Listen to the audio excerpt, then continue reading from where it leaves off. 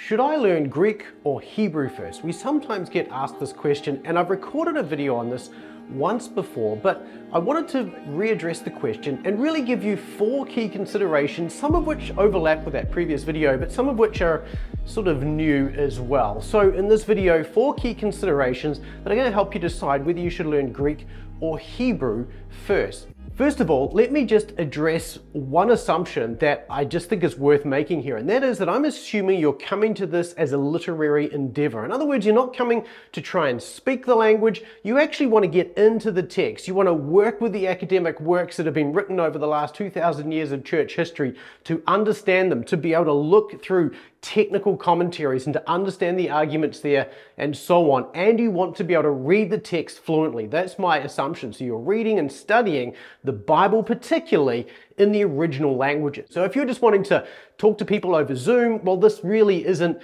a video aimed at you. It's really more aimed at those people who are serious about studying the scriptures in the original language. So with that, let me give you the first one.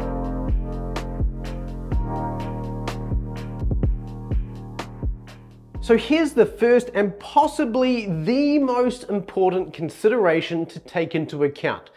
For most people, learning one of these languages is plenty. In fact, many people will struggle to learn both languages because it is actually really hard to grow to a high degree of fluency with both languages. Now, again, if you're doing conversational stuff and you're not worried about the technical elements of the language, then that's a whole different ballgame. But if you're interested in this as a literary pursuit, then pursuing one of these may be all that you're actually able to pursue with any real vigor. So bear that in mind as you start this. If you could only do one, which one would it be? That then should become perhaps your starting point to make sure that you can, if you can only do one, you do the one you really want to do and spend the most time in over the long run. So if you're more interested in the Hebrew Old Testament, then I think probably Hebrew might be a better choice. However, if you're interested in the Greek New Testament and perhaps the Septuagint and some of those sorts of writings, then Greek might be a better starting point. If you could only choose one of the 2 languages to work in and you never had the choice of a second one, I would choose that first language to work on as your first priority. One of the reasons for this is that one of the things we see in seminary often is you'll do one language and then like a semester or even 2 semesters later, you'll be stuck into the second one.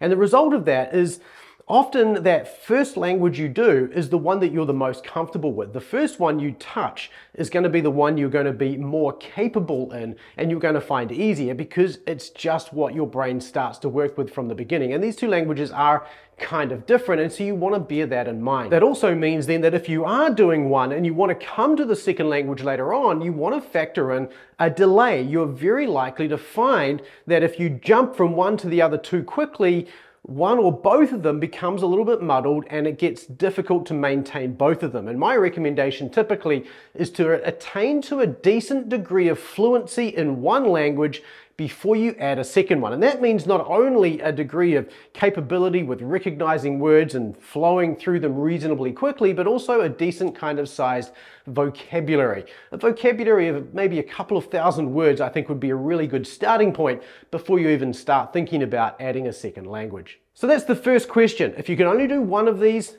which one would it be? Focus on that one as your first priority.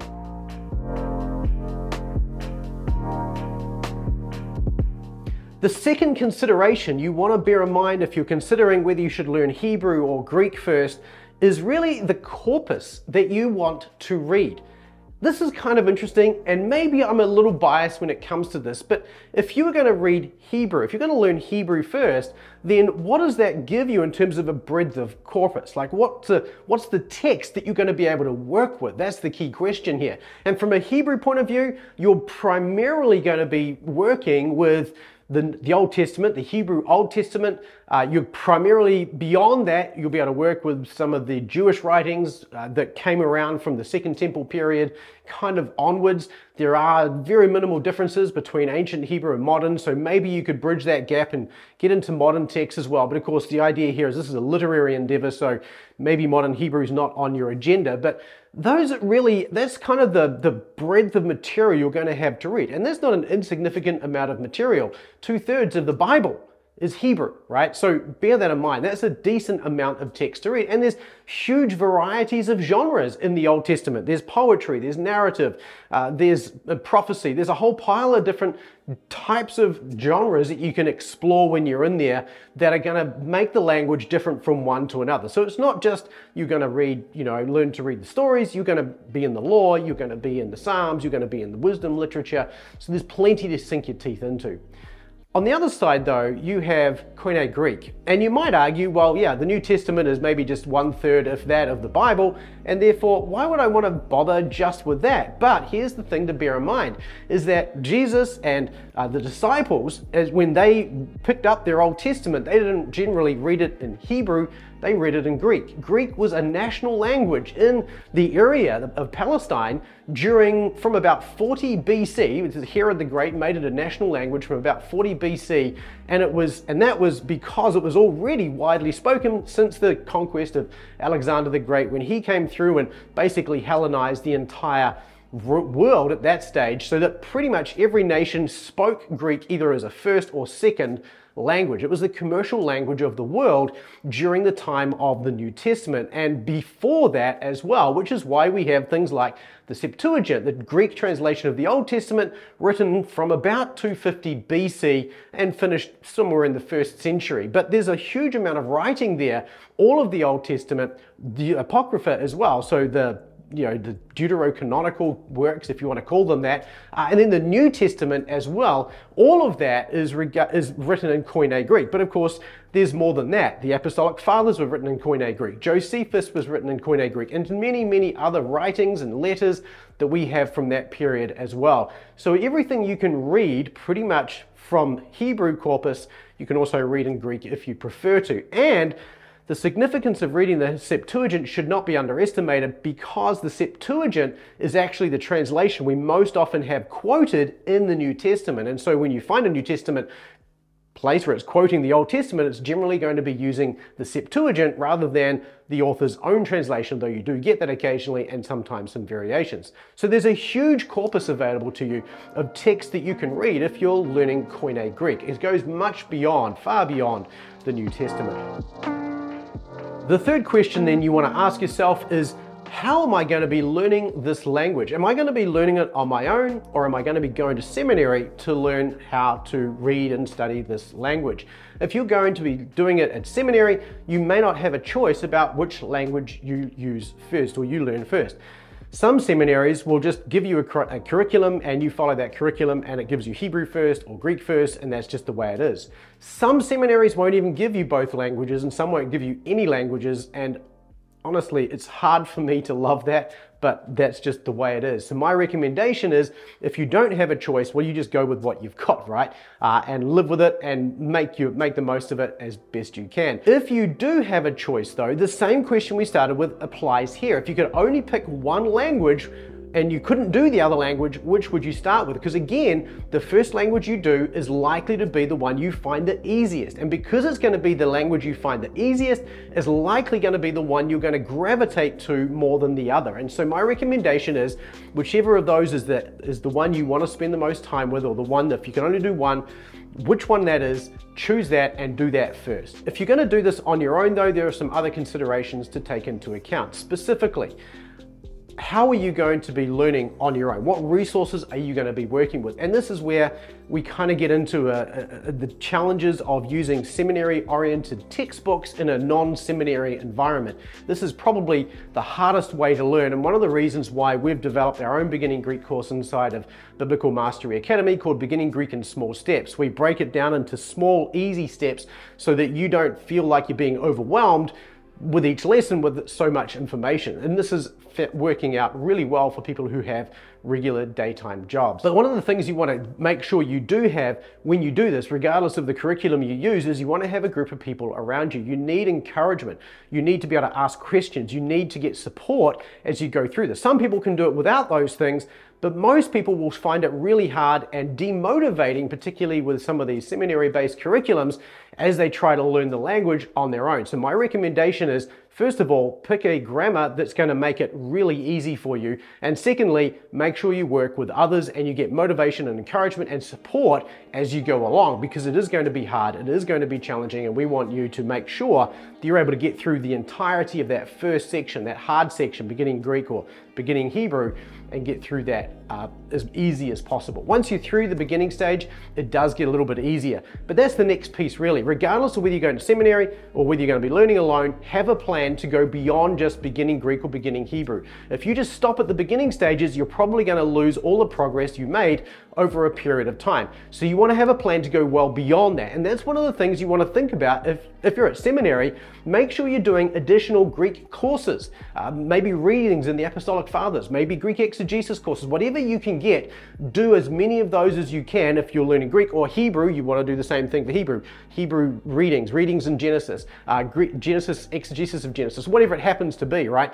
Pick as many of those courses that will reinforce what you've learned and give you more time in the languages, and that's going to ensure you have a better grasp on the language and you're better able to retain it later on as well. Finally, perhaps the last consideration to make when you're looking at asking the question, should I learn Greek or Hebrew first, is the question of which one is more difficult to learn. Each has their pros and cons. For instance, in Greek, there are many cognate words we have in English that we do not have for Hebrew, for instance. So Greek has a lot of words that we use from a medical point of view. Hippopotamus is a compound word made of hippos, which means horse, and potamus, or potamos, which means river. So hippopotamus is literally a water horse. So we have lots of cognates from Greek to English that Hebrew doesn't have. I can think of one Hebrew cognate, and that's the word sack, which means sack, and we have that in English as well. But beyond that, there's not very many. But beyond that, we have different alphabets, different scripts. The English alphabet is very consistent with the Hebrew alphabet. There's some differences, obviously, but the Hebrew alphabet, by comparison, looks like chicken scratching. So it's a very different looking language, and it's right to left, not left to right. So those kinds of considerations do make it a little bit more challenging, though I don't think those are big insurmountable issues, which is why this is the last of our points. Perhaps a bigger issue in terms of working out the difficulty between the languages is actually syntactical difficulty. Greek is lexically a little bit easier. There are perhaps fewer roots in Greek than there are in Hebrew, and part of that's to do with the corpus that we have of the New Testament versus the Old Testament. But there are a number of, there's about 2,000 roots, I think, in Hebrew to learn, and there's about 700 roots in Greek to learn. So there's a larger number of words to learn for Hebrew than there are for Greek. That makes the language a little bit more difficult. But then on the flip side, Hebrew is syntactically simpler than Greek is. Greek has much more complexity when it comes to its syntactical structures, and that can make it difficult as well. But beyond that, the way the words change, I find, is probably one of the most challenging aspects of the differences between the two. I find the morphology and the way the Hebrew language changes much more challenging than understanding the way the Greek morphology changes. And so I find that Greek is much more consistent and easy for me to grasp than Hebrew. But your experience, again, whichever language you learn first is probably going to be the one you're going to find the most consistency amongst. So that tells you which one I perhaps learned first. So fundamentally, Hebrew is a more challenging language, I think, in many ways to learn than Greek, but both are very challenging, and this is why this is probably not the biggest concern you should be thinking about. Again, going back, that first question I think is the best one, is if you could only learn one of these languages, which would it be? That should probably be the starting point that you start from. So I hope this has been a helpful video to help you think through the differences between learning Greek and Hebrew first. If you have found this helpful, give it a thumbs up. That's really a blessing to us, and I'm thankful for that. But also consider subscribing to this channel so more videos like this come your way soon. And if you are interested in getting into Biblical Greek and starting with the best program I think is available for people solo studying today, then go to bma.to/get-started and get underway with just what's it about, what is it going to take for you to learn Biblical Greek. I hope I can get to serve you there. In the meantime, start making small consistent steps toward mastery, because it's going to be those small consistent steps that are going to get you from where you are to where you want to be. I look forward to seeing you in the next video. See you there.